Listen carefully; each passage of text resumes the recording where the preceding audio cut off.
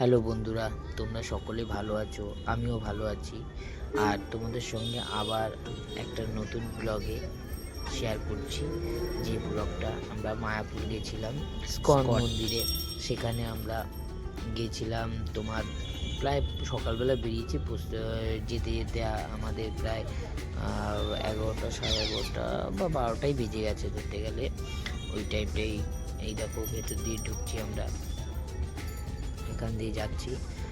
এটা ইসকনেরই রাস্তা, ইসকন মন্দিরে যাওয়ার রাস্তা, সেখান দিয়েই যাচ্ছি আমরা। তো চলো তোমরাও যাও।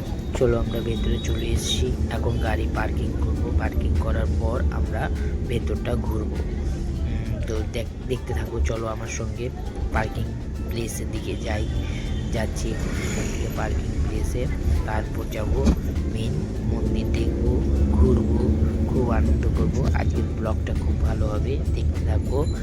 আর ভালো লাগলে অবশ্যই লাইক, শেয়ার এবং কমেন্ট করে দিও প্লিজ প্লিজ। আর সাবস্ক্রাইবার করতে একদমই ভুলবে না, ঠিক আছে?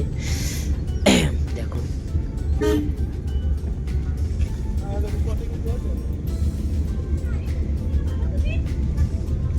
এই আমরা চলে এসেছি পার্কিং প্লেসে। এখান থেকে মন্দিরটা দেখো, অপরূপ সুন্দর। কিন্তু খিদে পেয়েছে, তাই খেতে চলে এসেছি। এখানে জল দেওয়া শুরু হয়ে গেছে।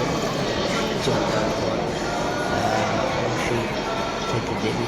তো দেখা যাক এখানে সবার প্রথম জল, তারপরে চলে আসলো আমাদের খিচুড়িটা প্রসাদ। ভাত এসছে, ভাতের সঙ্গে সবজি ছিল, তারপরে ভাত আবার দিয়েছে, তারপরে একটা ভ্যাট দিয়েছিল, খেলাম, উঠে গেলাম। এবার মন্দিরে ঘুরতে চলে এসেছি।